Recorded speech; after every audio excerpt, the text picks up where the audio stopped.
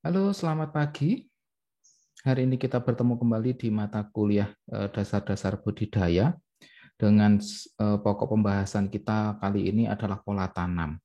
Pada pertemuan sebelumnya, teman-teman sudah membahas mengenai pola vegetatif dan generatif dalam tanaman. Saat ini kita akan bahas bagaimana pola dalam menanam. Ya, baik. Kita definisi dulu tanam. Tanam sendiri adalah didefinisikan menempatkan bahan tanam berupa benih, benih atau bibit pada media tanam, baik media tanah maupun media bukan tanah, dalam suatu pola tanam.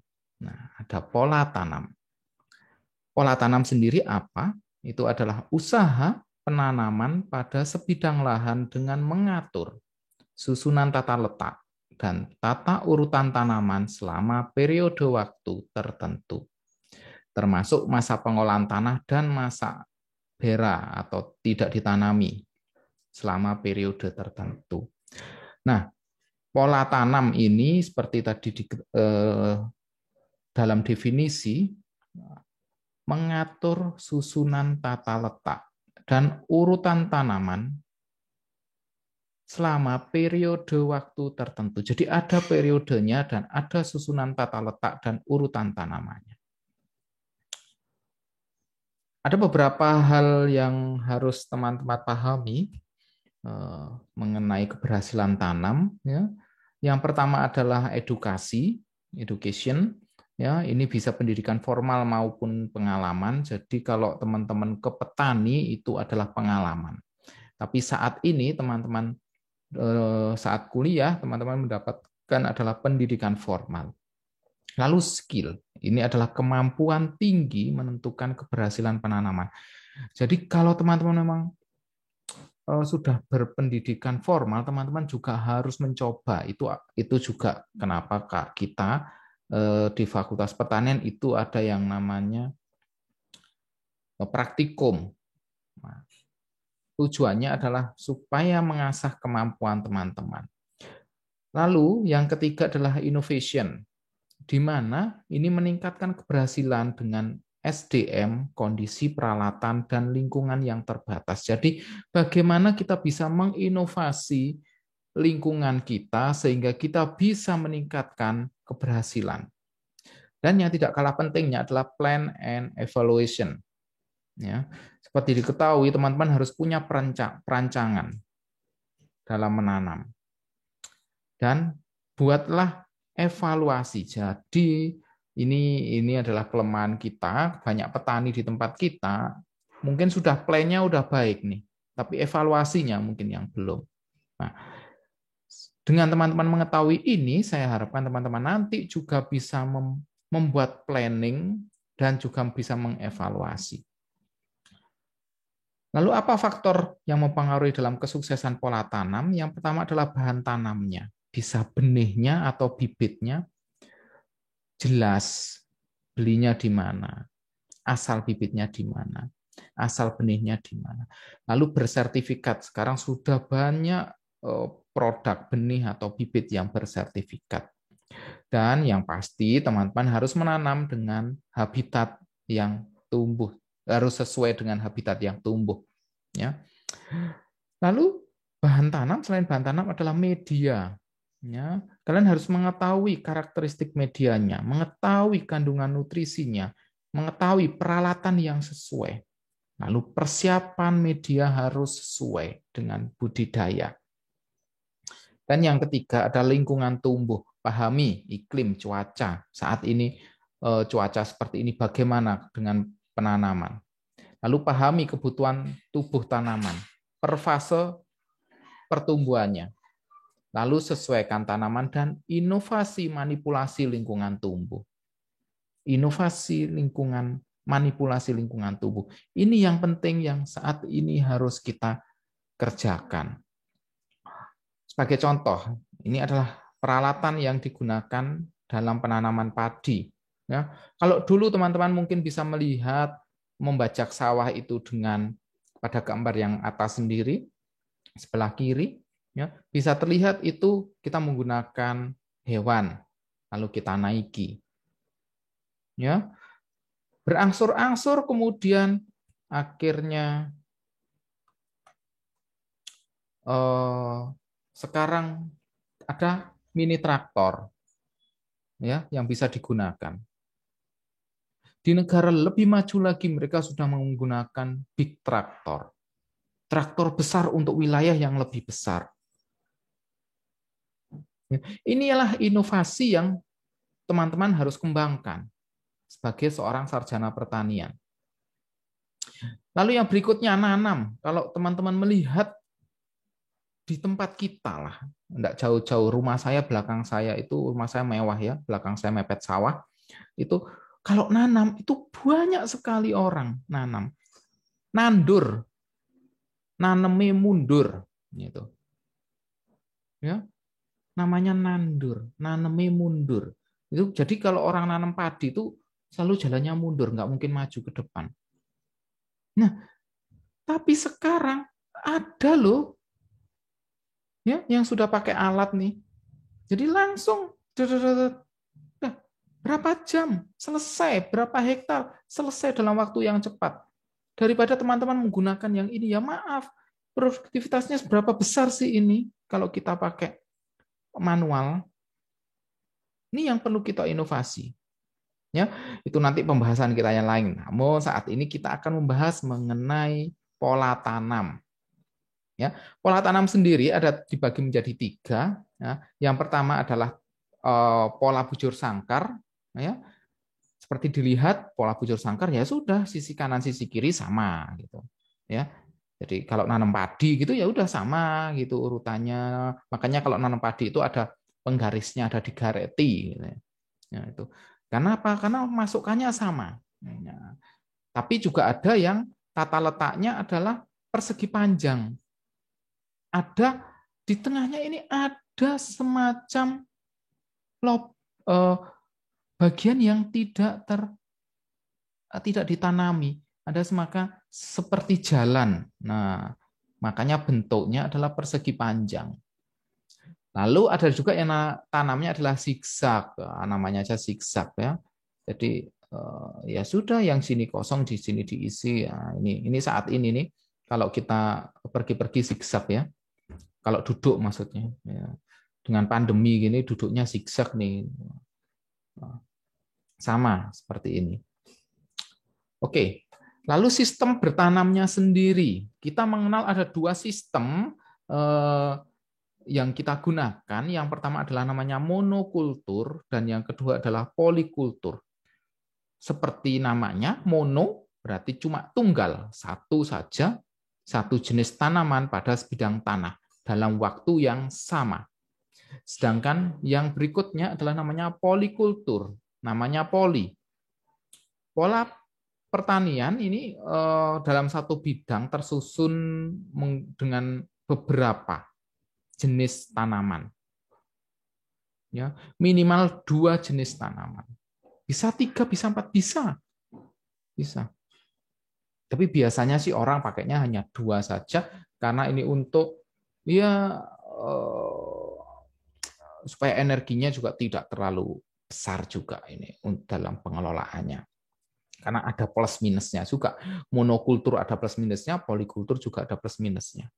Nah, monokultur ya sistem tanam tunggal, satu jenis tanaman pada sebidang tanah pada waktu yang sama. Kelebihannya adalah teknis budidaya ini relatif mudah. Karena yang ditanam hanya satu, dipelihara hanya satu jenis saja. Jadi dipelihara dan ditanam dan dipelihara cuma satu, ya sudah kita cuma melihara itu saja. Itu fokus kita hanya satu itu. Namun kekurangannya adalah apabila diserang hama atau penyakit bisa jadi cepat menyebar karena hanya satu tanah, hanya satu jenis. Dan tanaman tersebut bisa cepat menyebar. Ini masalahnya. Ya. Nah, ini contohnya padi itu monokultur. Kebanyakan di tempat kita adalah padi monokultur. Ya. Atau jagung, ini juga ada yang monokultur. Kebanyakan juga monokultur. Hanya pilihan saja. Petani mau memilih apa? Monokultur atau polikultur? Oke, yang berikutnya polikultur. Polikultur sendiri berasal dari dua kata, poli dan kultur. Poli artinya banyak, kultur artinya budaya. Jadi definisinya adalah pola pertanian dengan banyak jenis tanaman pada satu bidang lahan yang tersusun dan terencana dengan menerapkan aspek lingkungan yang lebih baik. Kulturnya adalah aspek lingkungan. Bisa jadi di sini beda, di sana beda. Di Jawa beda sama di Flores, Pak. Kemungkinan bisa jadi beda polikulturnya, ya, penanamannya. Apa sih kelebihan polikultur? Yang pertama, mengurangi serangan OPT, ya. Pemantauan populasi hamanya mudah. Kenapa? Karena kita punya dua, minimal dua. Bisa jadi satu terserang, tertutupi sama yang satunya nih, ya, dapat mengurangi serangan hama. Lalu yang bisa jadi yang kedua adalah menambah kesuburan tanah. Ya, dengan beberapa jenis, misalnya golongan kacang-kacangan dicampur dengan golongan yang lain, bisa jadi N-nya dari kacang-kacangan ini diberikan dari golongan kacang-kacangan. Ini menambah kesuburan tanah. Yang ketiga, siklus hidup hama dan penyakit dapat terputus. Ya, ini hampir mirip dengan OPT tadi, karena sistem ini diimbangi dengan rotasi tanaman, sehingga dapat memutuskan OPT. Dan yang keempat, panennya bisa beragam. Kalau yang tadi mono, kalau nanam padi ya cuma padi aja. Kalau yang ini bisa jadi macam-macam. Nah, kekurangannya apa? Ya, yang pertama, persaingan unsur hara antar tanaman. Loh, Pak, tadi itu kan fungsinya juga menambah kesuburan tanah. Iya, kalau itu golongan kacang-kacangan, mungkin bisa menambahkan N dalam struktur tanahnya. Tapi kalau dia tidak, ya sudah, unsur hara yang ada di tanah dibagi dua. Dibagi oleh tanaman terus. Bisa jadi saingan nih, ambil unsur haranya. Ya. Lalu OPT banyak sehingga sulit dalam pengendalian. Wah, jenisnya bisa jadi beda. Oh, yang nyerang ini, yang nyerang ini ya jadi. Penanganannya juga pasti beda. Kalau jagung, oh PT-nya ini sama kedelai. Oh PT-nya ini pasti beda. Butuh energi yang lebih dalam penanganannya.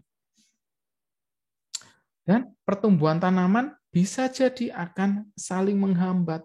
Misalkan ini satu tanaman butuh matahari, ya dengan polikultur yang salah bisa jadi dia tertutup nih, jadi terhambat. Nah, ini bisa jadi. Tapi ini kekurangan ini bisa diminimalisir karena ada banyak jenis yang namanya polikultur. Macam-macamnya ada 6. Yang pertama, intercropping atau kita lebih mengenal dengan tumpang sari. Ya, ada relay cropping, ada alley cropping, ada agroforestry, ada sistem surjan dan multistrata cropping. Kita akan bahas satu-satu. Yang pertama, tumpang sari, ini pasti semuanya sudah tahu. Ya, bahasa kerennya adalah intercropping. Penanaman ini lebih dari satu tanaman pada waktu yang bersamaan selama periode tanam pada satu tempat yang sama. Jadi, pada satu lahan ditanami dengan tanaman yang berbeda, waktu panennya itu relatif sama. Tidak beda jauh. Nah, ini namanya tumpang sari. Keuntungannya apa? Ya, mencegah dan mengurangi pengangguran musim. Jadi kita bisa nih kalau musim hujan nanam apa, nah ini bisa jadi. Memperbaiki keseimbangan gizi masyarakat petani. Adanya pengolahan tanah yang minimal. Jika tanaman tumpang sari berhasil semua, wah nilai tambahnya besar ya. Dua-duanya kita panen. Mengurangi erosi jika salah satu tanaman gagal panen. Ya. Ini tumpang sari. Nah, syaratnya apa sih kalau tumpang sari? Yang pertama, family-nya harus sama agar pola pertumbuhan dan bahan makanan yang diperlukan sama dan tidak saling menghambat pertumbuhan. Kekurangan polikultur tadi teratasi nih berarti. Ya, family-nya harus sama ya dalam penanamannya. Nah, bagian tanaman yang dipanen setidaknya harus sama agar hama yang akan menyerang tidak fokus pada satu jenis tanaman saja. Ya. Lalu yang ketiga, syarat tumbuh tanaman harus diperhatikan agar tidak saling berebut kebutuhan nutrisi. Dan yang keempat, sistem perakaran harus berbeda. Jika sistem perakaran sama, maka unsur haranya bisa saling berebut. Namun namanya aja kultur, ya, budaya. Di tempat kita di Jawa, di sini itu kalau nama nanam yang namanya tumpang sari biasanya adalah ini jagung sama kedelai. Ya, seperti ini. Yang satu tinggi, yang satu rendah. Loh, Pak, family-nya apakah sama?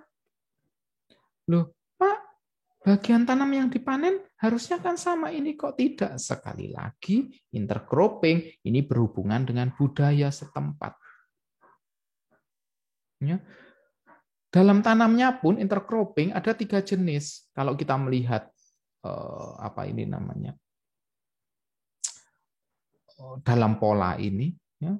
Yang pertama adalah dengan model tanaman jagung, kemudian kedelai, jagung, kedelai, jagung. Nah, ini bisa jadi. Lalu yang kedua, jagung, jagung, kedelai, kedelai, jagung, jagung. Bisa jadi. Atau yang ini adalah kedelai dulu ditanam, berikutnya adalah setelah selesai panen, kemudian jagung. Bisa. Itu juga termasuk tumpang sari. Ya. Nah, ini bahkan ada ukurannya nih. Ada panjangnya berapa. Ini karena sama ininya. Jadi kalau ini unsur haranya juga harus diperhatikan. Ya. Oke, yang berikutnya relay cropping. Ini lebih ke arah namanya tanaman sisipan. Jadi penanaman 2 tanaman atau lebih di mana tanaman yang kedua ditanam saat tanaman pertama telah mengalami fase vegetatif atau pada fase generatif sudah keluar. Contohnya sekali lagi, ini bisa dijadikan contoh. Jadi ini masih berhubungan nih antara tumpang sari, intercropping dengan relay cropping. Ya. Kalau ini berarti jagungnya dulu nih ditanam, baru kemudian kedelainya. Supaya apa? Nih, supaya unsur haranya juga sudah berbeda yang diambil. Nah, ini untuk mengatasi yang ini tadi. Bagian tanaman memiliki sistem perakaran yang sama, sehingga nutrisinya harus saling berebut. Nah, caranya dengan ini. Lalu yang berikutnya ada namanya alley cropping. Ini namanya penanaman lorong, pertanaman lorong. Jadi semacam ada lorong, namanya aja lorong. Bisa dilihat bahwa penanaman tanaman ini jenis tumpang sari juga yang berupa tanaman pohon legium pada kedua sisi tanaman pokok, sehingga seperti kelihatan pagar. Nah, seperti contohnya ini. Ini tanamannya tinggi, nah, lalu ini tanaman yang lebih rendah. Nah, jadi seperti pagar, kayak dipagari. Lalu yang berikutnya adalah agroforestry. Nah, aja forest. Jadi ini lebih ke arah, ini mirip dengan alley cropping, hanya bedanya ini adalah tanaman tahunan. Ya, biasa kayak jati, pinus, damar. Kalau yang kalian lihat ini adalah apa ini? Kopi. Nah, kopi dengan jati atau atau pinus. Ya. Nah, kemudian ada namanya sistem surjan. Ya, ini mungkin kalian juga sudah sering lihat. Ini juga sistem tumpang sari di daerah yang banyak air dengan meninggikan sebagian lahan yang lebih tinggi ditanami tanaman semusim atau tanaman tahunan, sedangkan bagian bawahnya ditanami padi. Ya. Tujuannya apa? Sekali lagi tujuannya adalah untuk mengurangi tadi hama. Ya. Kalau ini dikhususkan, kalau surjan ini adalah di Jawa, memang kebanyakan itu untuk padi, namanya sistemnya surjan. Nah, yang terakhir adalah multi strata cropping. Kalau ini nempuk udah ada yang tinggi, ya, berbagai tanaman dengan ketinggian yang berbeda.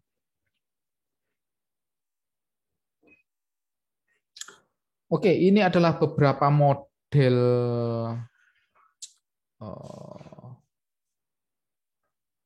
pola tanam yang teman-teman bisa pelajari. Ya, untuk lebih jauh kita akan berdiskusi di kolom chat dan nanti kalian akan presensi. Oke, baik. Semoga bisa dipahami. Apabila ada pertanyaan, silahkan tuliskan di kolom chat. Selamat siang dan terima kasih.